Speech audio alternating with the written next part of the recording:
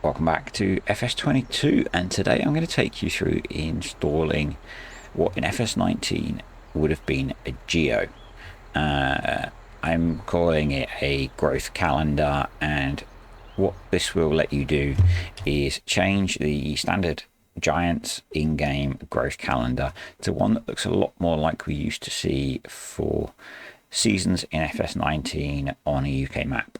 I'm going to show you how to do that on Calmsden because that's the best UK map we have at the moment, but I'm also going to do it on No Man's Land and Yukon River, just so you get a few examples of different ways to set it up. I'm going to do a couple of different options for installing it. You do have to edit the map, so if you're doing multiplayer, you'll need to make sure that you're all running the same version of the map.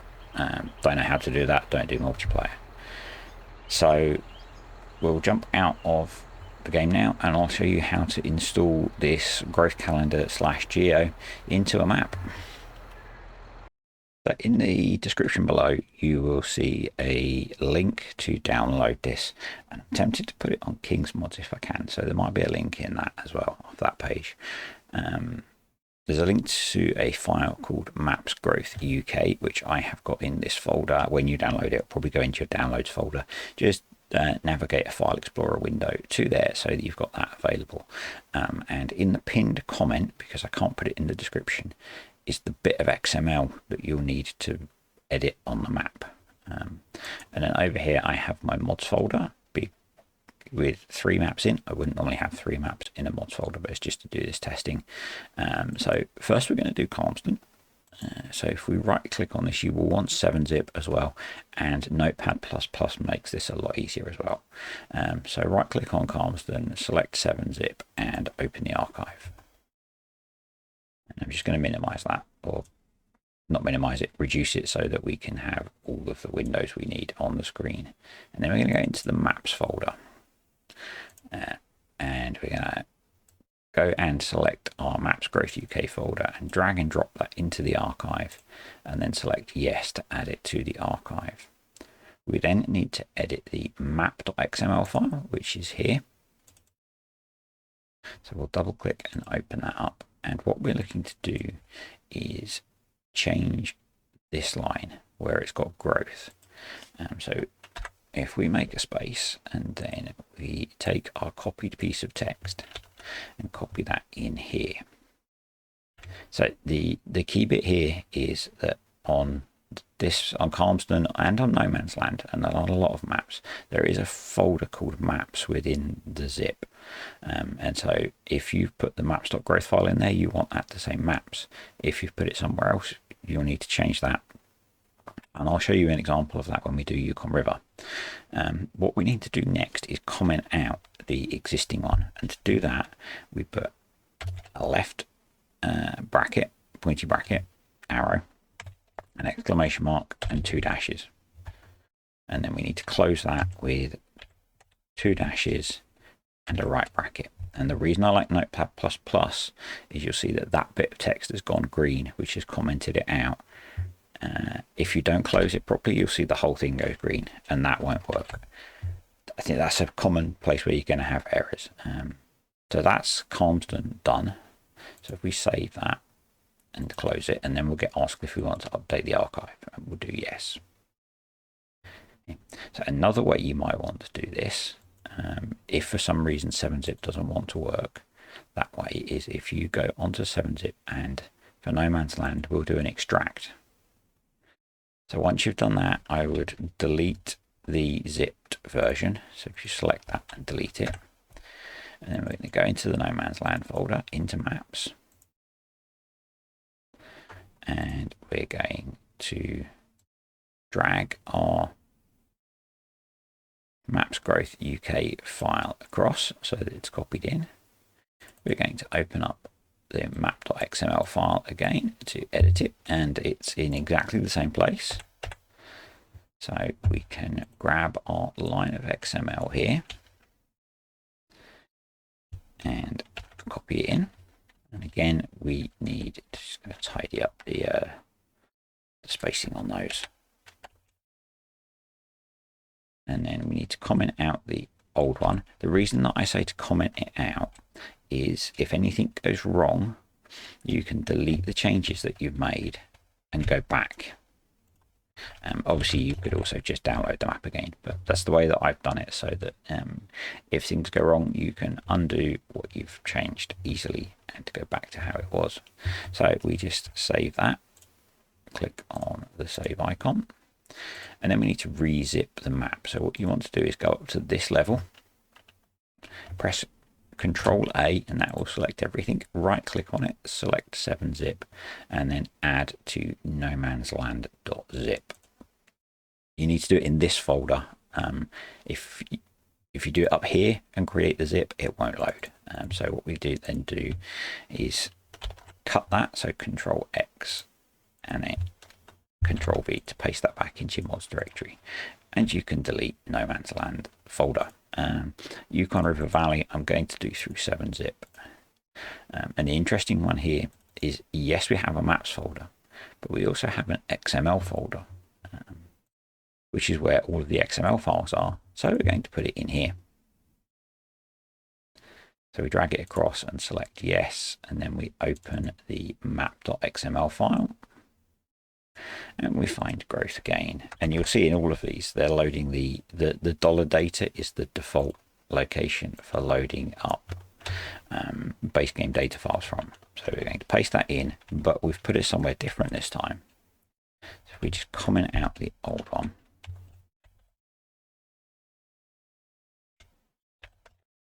and if you're not sure how to comment it out, you'll find other comments in the file that you can copy it from if you've forgotten what I said. Now, the important bit here is that this time we haven't put it into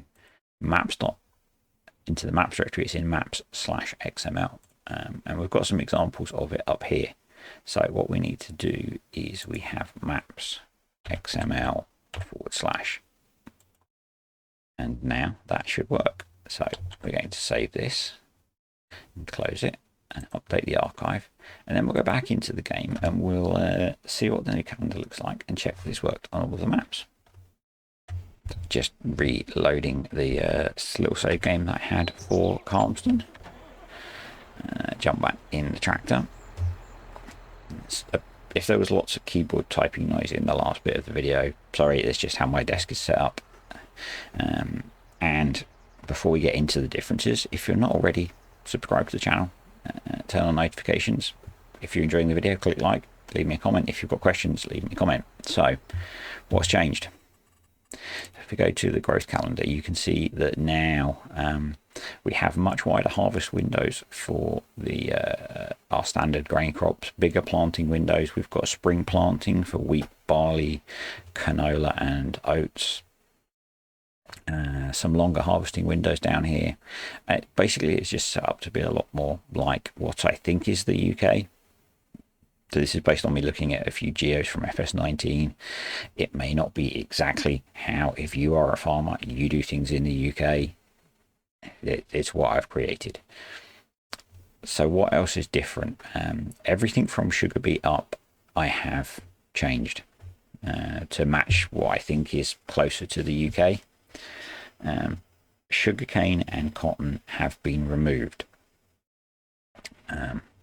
Sugarcane, I found in my testing, generally does not spawn in a field on the map, and because there's no planting window, there shouldn't be any more planted. Cotton, typically, there will be a field on the map, and just so happens that this time it hasn't. If you do get a field of cotton spawn when you start the map, when you transition to the next month, that field will wither. And then because there won't be any options to plant it again, you won't see any more cotton on the map. Because we don't do cotton in the UK. Sorghum, I have not changed because I wasn't sure what to change it to, so I've left that as base game. Grapes and olives, I've left the same because I don't generally play with grapes and olives, so I didn't know how to change them and I wasn't too fussed about changing them. Poplar, I haven't changed because it's a fairly generic crop, isn't it? And OSR I haven't changed because that's just a cover crop. Grass has changed, and I just need to get my notes up for how I have edited grass because it's been a day or two since I looked at this, and hopefully I still have it. While I am finding that, so what I will say is testing wise, I don't have my notes still, that's really useful. So testing wise, I have tested the growth of every single crop that I have changed, planting it every single month and checking that it goes through to harvest, and it works. Sorghum I have also tested, although I haven't changed it. Grass I have tested pretty extensively as well. So grass, first cut you should get in April, and then you can cut every 2 months through until November. So you should get in about 4 cuts of grass, depending on how late you leave it to cut it, whether you let it go to growth state 3 or 4. You can cut it in growth state 3. When we get to November, as you transition from the end of November into December, the grass will be knocked back to growth state 1. So it's going back 2 levels to what the base game 1 was. So in the base game Geo, if you had grass that was grown, you could still cut it all the way through the winter. It just wouldn't grow back, which I wasn't happy with. So I've set it so it goes back all the way to growth state 1. And then it will start growing again in February. And in April, it will be ready to cut. I think that's all of the changes. If you want to add this to an existing save, it should be okay. So I've had 3 people testing this, thanks to the 3 of you that have had a look at this and at least try to install it to make sure that my instructions make sense. The only time I could see there would be a problem, and I don't think there are any examples of this, if for example, you had wheat in the field, and wheat's probably a bad example, but if, for example, you had wheat in the field, and in the base game calendar, you could harvest it in the month you were in, and it was ready to harvest, but you didn't, and you then moved to the next month, and that crop wasn't available to harvest in this calendar, it would wither. My advice, if you've got crops that are harvestable, harvest them before you add this.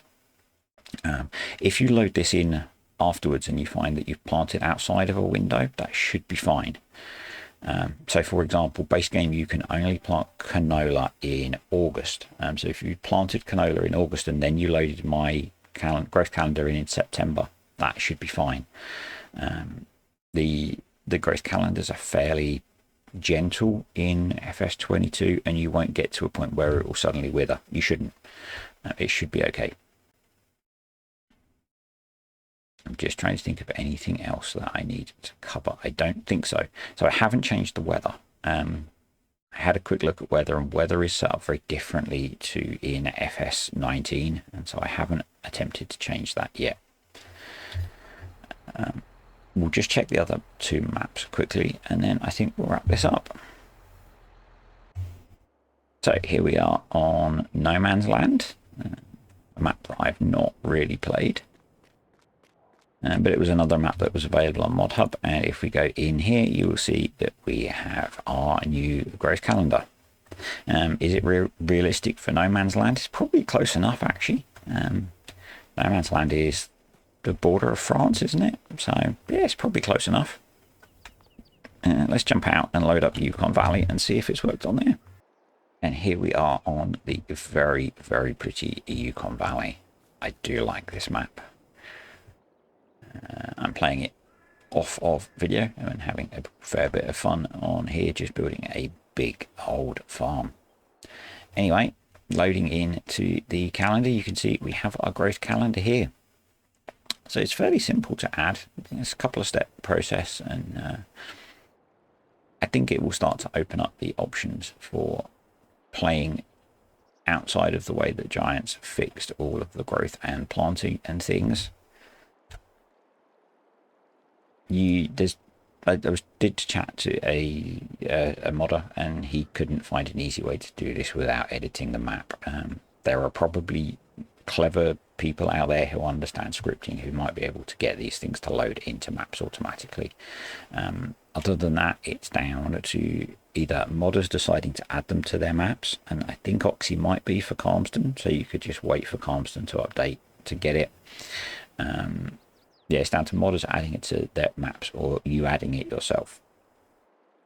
If this video does well and this is popular, I might have a look at doing one that's more like the US, because I know there are a lot of American players and there are a lot of really cool American maps, and they all come at the moment using the standard base game one. So yeah, if you're watching and you've got to this far, that means you're actually interested. So if you are interested, leave a comment below if you'd like to see a US style geo, and if you've got some examples of what you might like that to look like, even better. Probably can't put links in the comments, but if you either message this, post them in Discord or something, or just tell me the name of the geos that you think might be useful to try and pull information from, then yeah, let me know and I'll have a look at doing it. Maybe it won't be quick, because it took me about 6 hours to test this, or to build and test this. So yeah, it's a weekend afternoon job really, not something I can do in the week. And I'm really rambling now. If you've got any questions about this, stick them in the comments below and I'll try to answer them. I personally would always take a copy of the map before you make these changes, just in case. I should have said that at the start. I'll put that in the edit, I think. Take a copy of your save. It won't actually do anything to your save game, but just in case, you know, it's always worthwhile. If you're not confident, it's worthwhile making a backup save. I make no guarantees that things won't go wrong with your crops. So as I said, I have tested that if you plant them in the windows that are in the calendar, they will grow to harvest. If you already have crops in the ground, I make no guarantees that those crops will mature correctly or not. You're playing on PC. If things go wrong, you can tweak things. If you lose a crop and you're really that upset, F12 a couple of trailers full of that crop in. You'll be fine. Anyway, thanks for watching, folks. If you're not already, and I'm going to say again, like, subscribe, comment, all that stuff. And if you like my stuff and you want to make me sound a bit more alive, buy me a coffee. Thank you to those of you that have been buying me coffees. It is really appreciated. It's I'm really surprised actually how generous people have been for my random stuff that I do on YouTube. So if you've brought me a coffee, thank you. I'm really bad at remembering to say that. So yeah, catch you next time.